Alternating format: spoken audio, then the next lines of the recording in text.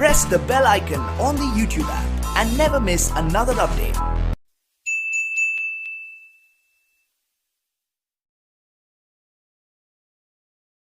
Welcome back to my channel Raju Sumata classes. आज हम branch account में एक नया टॉपिक पढ़ाएंगे, इनवॉइस प्राइस मेथड। ठीक है, तो इनवॉइस प्राइस मेथड क्या है उसके बारे में समझा के फिर उसका एक क्वेश्चन हम लिखे हुए पहले से, क्वेश्चन नंबर 9। ये question doctor S M Shukla का, जिस बुक को हम फॉलो कर रहे हैं बीकॉम सेमेस्टर 2 का, उसी बुक से क्वेश्चन नंबर 9 है, जो कि बहुत इंपॉर्टेंट क्वेश्चन है, एग्जाम में भी आया हुआ है। तो हम लोग इसी को बनाएंगे, आज समझाएंगे। तो पहले चलिए हम लोग समझ लेते हैं इनवॉइस प्राइस क्या है। इसके बाद आप लोग से एक रिक्वेस्ट है, चैनल के साथ बने रहिए, चैनल को लाइक कीजिए, शेयर कीजिए और सब्सक्राइब भी कीजिए ताकि ग्रो हो चैनल का।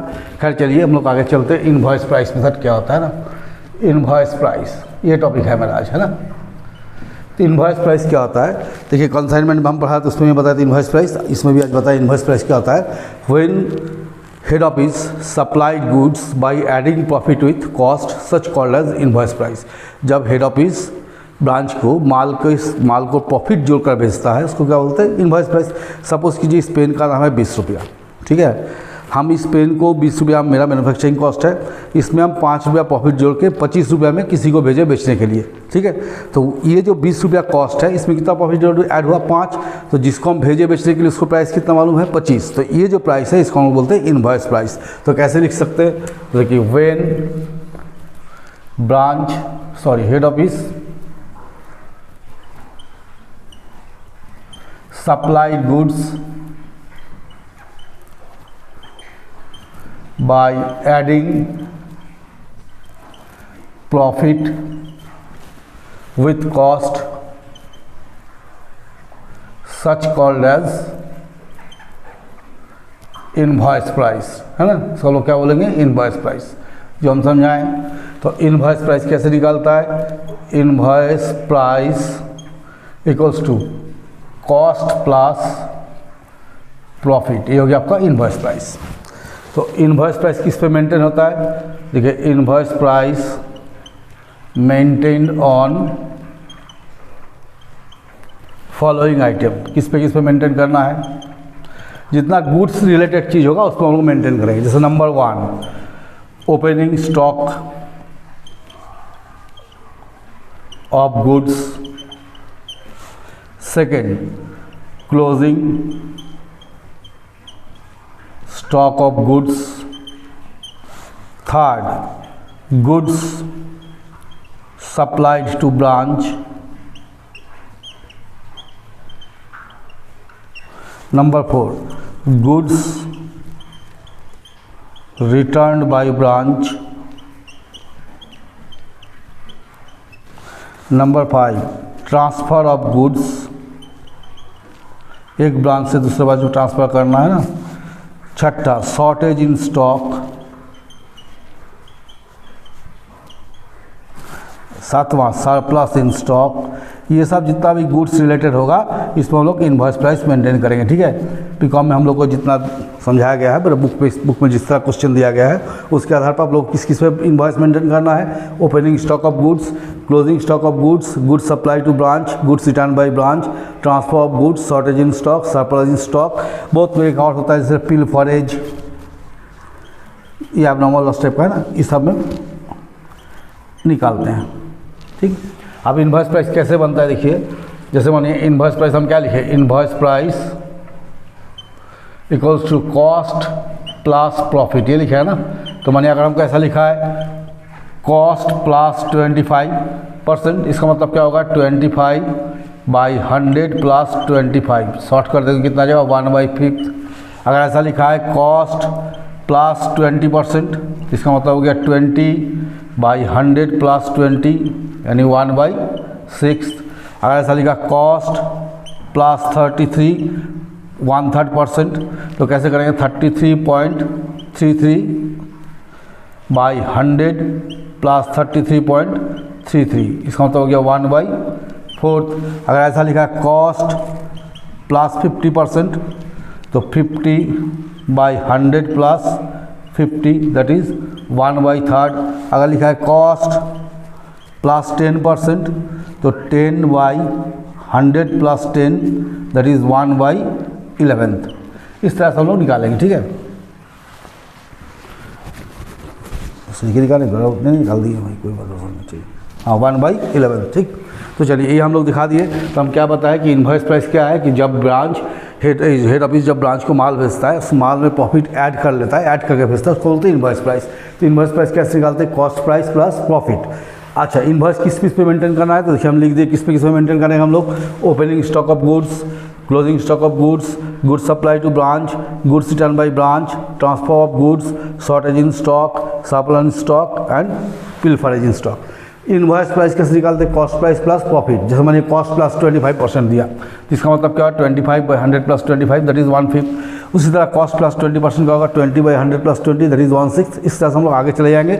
अब जो क्वेश्चन हम लिखे हैं इसको मिटा देते हैं। अब उसके बाद हम लोग समझते हैं कि कैसे क्या करना है, ठीक है। तो चलिए पहले इसको मिटा लें हम।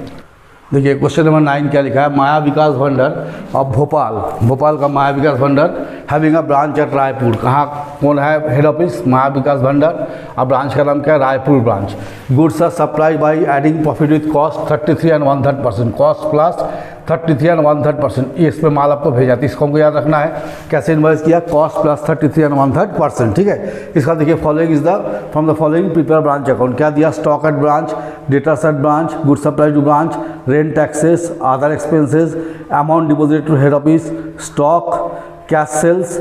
लास्ट लाइन को ध्यान देना है, credit sales 2500 more than cash receive from debtor. क्या बोला कि क्रेडिट सेल आपका 2500 रुपये ज़्यादा है, किससे? कैश रिसीव फ्रॉम डेटर से। तो सबसे पहले हम लोग क्या करते हैं यहाँ पर? ब्रांच अकाउंट का in the books of head office करके, इन द बुक्स ऑफ माया भंडार है ना, माया विकास भंडार। एक बनाते हैं रायपुर ब्रांच,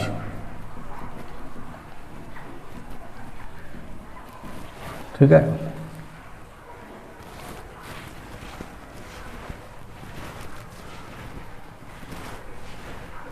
ठीक है, ये हम ब्रांच का मैंने चार्ट ड्रॉ कर दिए। अब सबसे पहले देखिए यहाँ पर क्या लिखा है। सबसे पहले निकालना होगा कैलकुलेशन ऑफ क्लोजिंग डेटर। क्या निकालेंगे? Calculation of closing debtor. ये क्या लिखा है? Amount deposited in head office. क्या दिया मेरे पास? Amount deposited in head office. Head office में कितना पैसा जमा किया है? 1,24,000, ठीक है। और less cash sales, cash sale कितना हो गया? देखिए अमाउंट डिपॉजिटेड हेड ऑफिस कितना दिया है मेरे पास क्वेश्चन में? 1,24,000 less cash sales. Cash sale से कितना पैसा अवेलेबल हुआ? कैश सेल से मेरे पास पैसा आया 1,06,500। तो अगर हम हेड ऑफिस में 1,24,000 जमा कर रहे हैं, हमारे पास कैश सेल से 1,06,500 आया, तो एक्सेस पैसा जा रहा है। तो एक्सेस पैसा जो जा रहा है वो भी तो किसी माध्यम से आया होगा। तो वो कितना पैसा है? वो पैसा है 17,500। तो ये निकल गया अमाउंट रिसीव फ्रॉम डेटर। समझिए हम क्या बोले? Amount receive from debtors. क्या बताया पहले हम यहाँ पर? ये amount deposit in head office. Head office में हम कितना पैसा जमा किए? 1,24,000 रुपये जमा किए। और मेरा एक सोर्स बता रहा कैश का, कैश सेल कितना हुआ? 1,06,500। तो जो 17,500 रुपये हम एक्सेस जमा किए वो कहीं से तो आया होगा। तो अमाउंट कहाँ से आया? Amount receive from debtors. अब हम यहाँ पर डेटर्स निकाल लेंगे, ठीक है। यहाँ देखिए कैलकुलेशन ऑफ क्लोजिंग डेटर कैसे निकालेंगे? पहले लिख दिए ओपनिंग डेटर्स। चलिए दिया हुआ है क्वेश्चन में ओपनिंग डेटर्स कितना है? ओपनिंग डेटर्स आपके पास 1,500, ठीक है। आप क्वेश्चन क्या लिख रहा है कि credit sale 2500 more then amount receive from debtor. तो क्रेडिट सेल कितना आ जाएगा? क्रेडिट सेल आपका आ जाएगा, देखिए कैश रिसीव फ्रॉम डेटर कितना निकला? 17,500। अब बोला क्रेडिट सेल इससे कितना ज़्यादा है? 2500 ज़्यादा है। तो अगर इसमें हम 2500 प्लस कर देते हैं तो मेरा क्रेडिट सेल का अमाउंट कितना खड़ा हो गया? 20,000। समझे हम क्या बोले? हम समझाएं कि टोटल अमाउंट हम डिपॉजिट किए हेड ऑफिस में 1,24,000, कैश सेल के माध्यम से आया था 1,06,500। तो जो 17,500 एक्सेस अमाउंट आया ये अमाउंट रिसीव फ्रॉम डेटर हुआ। तो हम निकाल दिया अमाउंट रिसीव फ्रॉम डेटर। अब इस क्वेश्चन में बोल रहा है कि credit sale 2500 more then amount receive from debtor. जितना अमाउंट हम डेटर से रिसीव किए उससे 2500 रुपया क्रेडिट सेल ज़्यादा है। तो कितना अमाउंट रिसीव किए? 17,500। इसमें 2500 जोड़ दिए तो क्रेडिट सेल का अमाउंट कितना निकल गया? 20,000। यहाँ कर दिए प्लस क्रेडिट सेल। क्या कर देंगे हम लोग? प्लस क्रेडिट सेल्स 20,000 जमा कर दिए, इसमें ऐड कर दीजिए। कितना आ गया? 21,500। लेस, इसमें लेस कर दीजिए amount receive from debtors. Debtors हमको कितना पैसा मिला? 17,500। ये जो 4,000 बच गया ये हो गया क्लोजिंग डेटर। ये क्या निकल गया? Closing debtor. समझ में आ गया सबको?